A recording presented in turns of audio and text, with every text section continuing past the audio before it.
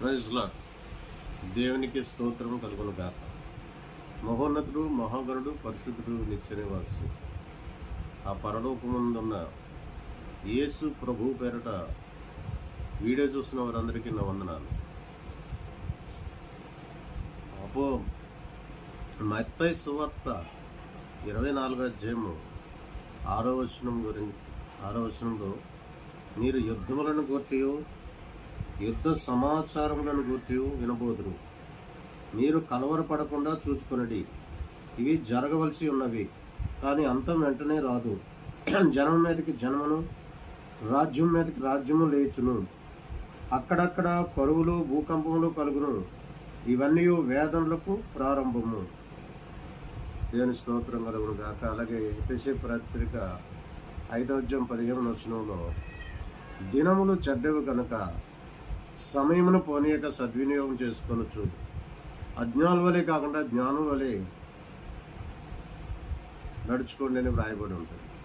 ప్రకటన 1వ అధ్యాయం 3వ వచనంలో సమయము సమీపించుతున్నది కనుక ఈ ప్రవచన వాక్యములు చదువువాడు, వినువాడు, గైకొనువాడు ధన్యుడు. దేవుని స్తోత్రం కలుగును గాక. పరిశుద్ధ గ్రంథము 40 మంది ప్రవక్తలు, ఒకరికి ఒకరు తెలియని వాళ్ళు, వివిధ ప్రాంతాలకు చెందిన వాళ్ళు, అందులోని ముఖ్యంగా పామరులు 1600 సంవత్సరాల కాలంలో పరిశుద్ధాత్మ దేవుడు వ్రాయించినటువంటి గ్రంథము బైబిల్. ఈ గ్రంథంలో వ్రాయబడిన ప్రవచనాల ప్రకారము ఈరోజు ప్రపంచము నడుస్తుంది. అది ఈ బైబిల్ చదివిన వాళ్ళకి మాత్రమే అర్థమవుతుంది. బైబిల్లో ఉన్న దేవుడు తండ్రి, కుమార, పరిశుద్ధాత్మ త్రియేక దేవుడు. ఈ బైబిల్ దేవుడు సత్యదేవుడు. రోమపత్రిక 9వ అధ్యాయం 5వ వచనంలో సర్వాధికారి అయిన దేవుడై నిరంతరము ఆయన స్తోత్రార్హుడై ఉన్నాడని వ్రాయబడి ఉంటుంది.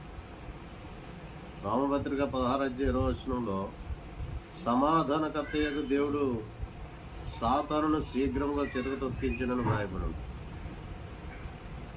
ఇలా శక్తివంతమైనటువంటి దేవుడు, సర్వశక్తి గల దేవుడు, పరిశుద్ధుడైన దేవుడు, పాపమును, సాతానుని, మరణాన్ని జయించిన దేవుడు.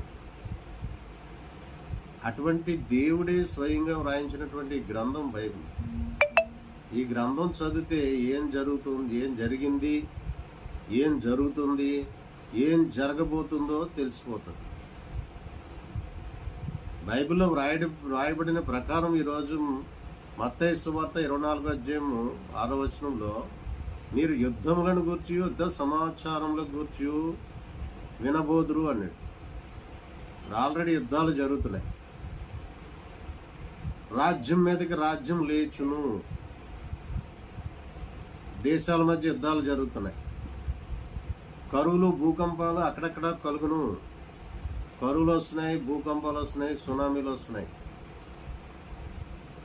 తెగుళ్ళు వస్తున్నాయి. ఇవన్నీ వేదనలకు ప్రారంభము. ఇవి జరగవలసి ఉన్నవి, కానీ అంతము రాదు. యుగ సమాప్తి, ఇదిగో యుగాంతము, ఇదిగో ఈ సంవత్సరంలో యుగాంతము, అగో పలానా సంవత్సరంలో యుగాంతము అని అంటున్నారు. జరగవలసి ఉన్నవి వేదనలకు ప్రారంభమని వాక్యం సెలవిస్తుంది. ఇక్కడ దేవుడికి మాత్రమే తెలుసు, మనుషులకి తెలియదు. కాబట్టి ఇప్పుడు మనం చేయవలసింది ఏంటంటే, ప్రభువుని నమ్ముకొని, పాపాలు ఒప్పుకొని, పశ్చాత్తాపడి, హృదయాన్ని మార్చుకుని, జీవితాన్ని మార్చుకుని దేవునిలోకి రావాలి, ప్రభులోకి రావాలి. ప్రభులోకి రావటం అంటే లోకాన్ని విడిచిపెట్టి, అక్కడ మన లోకంలో ఉన్నప్పుడు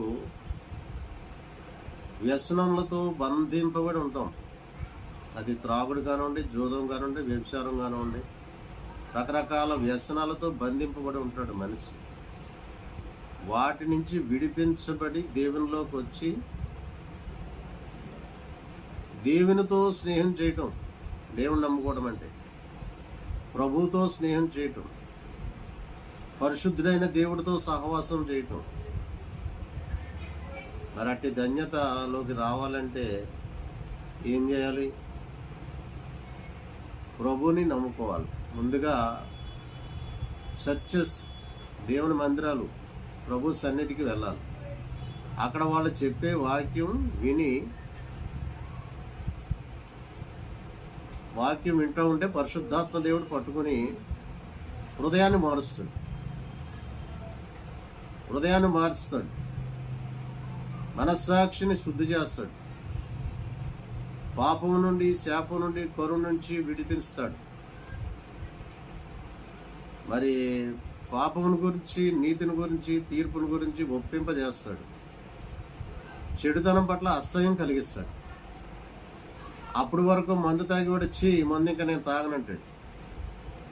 అప్పటి వరకు వ్యభిచారం చేసేవాడు చిచ్చి ఇంకా ఈ పని చేయకూడదు అంటాడు. అప్పటి వరకు జోదం ఆడేవాడు చిచ్చి ఇంకా ఈ జోద క్రీడలు చేయకూడదు అంటాడు, జోదం ఆడకూడదు అంటాడు. ఇలా మనిషి మార్పు చెందుతాడు, పరిమళిస్తాడు, పనికొచ్చే పాత్రగా మారుతాడు. దేవుడు రక్షించుకుని ఆయన రక్తంలో పాపశాపాలు కొట్టేసి పవిత్రీకరించి వాక్యంతో శుద్ధి చేసి ఆత్మలో ముద్రించి ఆయన మహిమగల పాత్రగా మారుస్తాడు. పేరు ప్రఖ్యాతిని కలిగిస్తాడు. ప్రజ్ఞా వివేకములతో నింపుతాడు, జ్ఞానంతో నింపుతాడు, ఆరోగ్యం ఇస్తాడు, ఆనందం ఇస్తాడు, సంతోషం ఇస్తాడు, బలం ఇస్తాడు, ఐశ్వర్యం ఇస్తాడు. అది అందుకే అన్నాడు, సమయము సమీపించుచున్నది కనుక ప్రవచన వాక్యములు చదువువాడు, వినువాడు, గైకొనువాడు ధన్యుడు. దినములు చెడ్డవు కనుక సమయమును పోనీక సద్వినియోగం చేసుకొనొచ్చు. అజ్ఞానుల వల్ల కాకుండా జ్ఞానుల వలె నడుచుకోండి అని దేవుడు పిలుస్తున్నాడు. దయచేసి ప్రభువుని నమ్మండి, పరిశుద్ధ గ్రంథం చదవండి, జీవితాలు మార్చుకోండి, హృదయాలు మార్చుకోండి, బంధకాల నుంచి విడిపించబడండి, పాపం నుండి, కరువు నుండి, శాపం నుంచి విడుదల పొందుకోండి. మీరు, మీ కుటుంబము సంతోషంగా ఉండండి, దీవెనకరంగా ఉండండి, ఆనందంగా ఉండండి. ఈరోజు లోకంలో ఉన్నదంతా పాపం, శరీరాశ, నేత్రాశ, జీవకుటుంబం, ఇవే లోకంలో ఉన్నాయి. శరీరాశకు లోబడి మనిషి పాపం చేసి పనిష్మెంట్కి గురవుతున్నాడు. జీవకుటుంబం, ఏదో నాకు బిల్డింగ్ ఉంది, నాకు కార్లు ఉన్నాయి, అటు సంపాదించుకోవటానికి పరుగులు ఎట్టుతున్నాడు. నేత్రాశ, చూచిందల్లా కావాలని అనిపిస్తుంది. కోరికలు అనంతం. ఆ కోరికల కోసం మనిషి మరి దుఃఖాన్ని తెచ్చుకుంటున్నాడు, శాంతిని కోల్పోతున్నాడు, సమాధానం కోల్పోతున్నాడు, కుటుంబంలో అశాంతి, అసమాధానం, ఇవన్నీ కూడా ఈ అన్నిటి నుంచి మనం జయించాలి. ఈ లోకాశను జయించాలన్నా, ఈ నేత్రాశను జయించాలన్నా, ఈ జీవకుటుంబాన్ని జయించాలన్నా ప్రభులోకి రావాలి, పరిశుద్ధంగా మారాలి. అప్పుడు ఈ ఉపదేశం అనేది, ఈ ఉపదేశం ద్వారా, వాక్యం ద్వారా మనిషి పట్టబడి సక్రమైన మార్గంలో వెళ్తాడు. దేవుడు మనిషి సక్రమైన మార్గంలో ప్రయాణం చేయగలుగుతాడు. దేవుడు ఆయన పరిశుద్ధ నామాన్ని బట్టి నీతి మార్గంలో నడిపిస్తాడు. ఆయన మన ప్రాణానికి సేద తీరుస్తాడు. ఆయన మనకి, మన కుటుంబానికి కాపరిగా ఉంటాడు. పచ్చికల చోట్ల పరుండ చేస్తాడు. శాంతికరమైన జలముల యొద్ద నడిపిస్తాడు. ఏ అపాయము రాదు.